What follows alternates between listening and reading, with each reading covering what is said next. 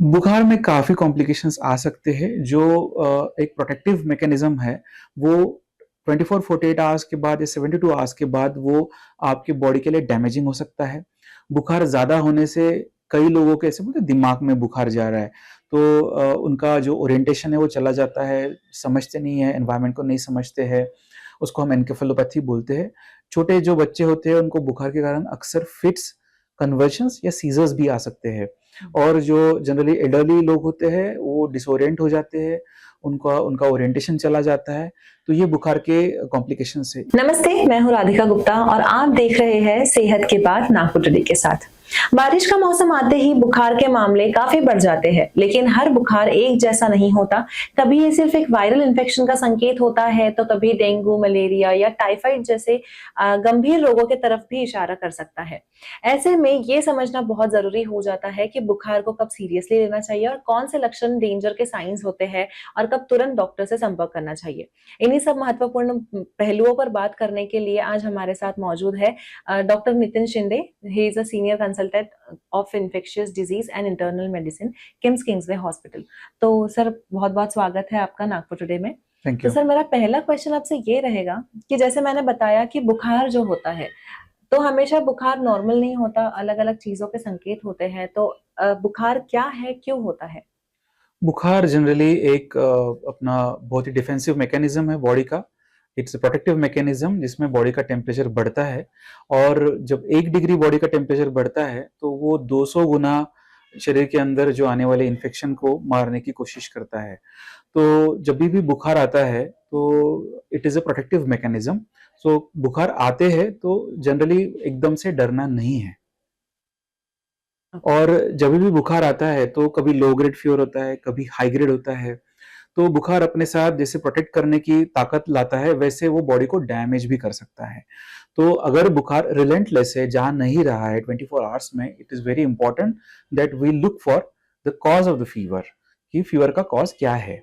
तो फीवर के बहुत सारे कॉज़ हो सकते हैं, जैसे अभी बारिश का समय है, तो नॉर्मल वायरल इन्फेक्शन, फ्लू जिसको हम बोलते हैं, डेंगू, मलेरिया, टाइफॉइड। तो हमारे शहर में, हमारे देश में टाइफॉइड तो पूरे 12 महीने टाइफॉइड चलता है, जो कि स्ट्रीट फूड से या बैड हाइजीन से लिंक्ड होता है।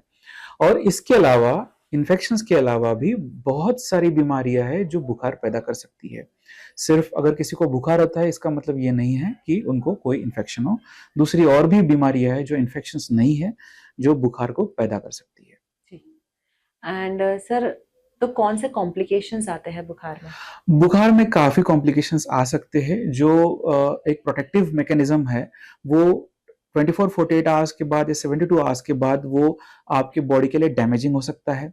बुखार ज़्यादा होने से कई लोगों के ऐसे बोलते हैं दिमाग में बुखार जा रहा है, तो उनका जो ओरिएंटेशन है वो चला जाता है, समझते नहीं है, एनवायरनमेंट को नहीं समझते हैं, उसको हम एन्केफेलोपैथी बोलते हैं। छोटे जो बच्चे होते हैं उनको बुखार के कारण अक्सर फिट्स, कन्वल्शंस या सीज़र्स भी आ सकते हैं।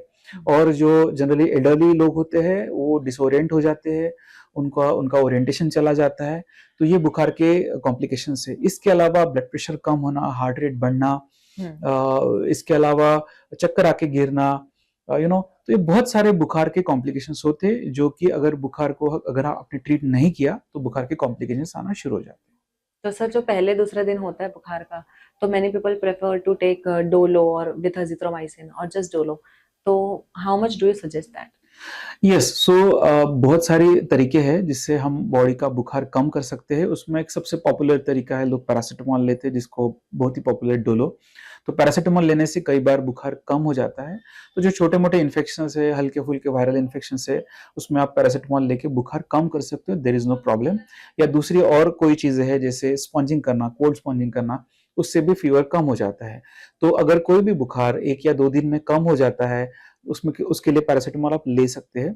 लेकिन अगर बहुत हाई ग्रेड फीवर है जो आपको नुकसान कर रहा है, आपका ब्लड प्रेशर ड्रॉप कर रहा है, आपका हार्ट रेट बढ़ा रहा है, आपको अनईज़ी कर रहा है, जहाँ सीज़र्स आने की संभावना है, जहाँ पे डिसओरिएंटेशन होने की संभावना है, ऐसी सिचुएशन में उसको अपने डॉक्टर के पास जाके उसको मेडिकली ट्रीट करना ज़्यादा इम्पोर्टेंट। तो जैसे अभी मॉनसून का सीजन आने वाला है और वायरल होना या ये सारी चीजें जैसे सर ने बताया है, ये काफी कॉमन हो जाती है और काफी ज्यादा देखने मिलती है इस सीजन में।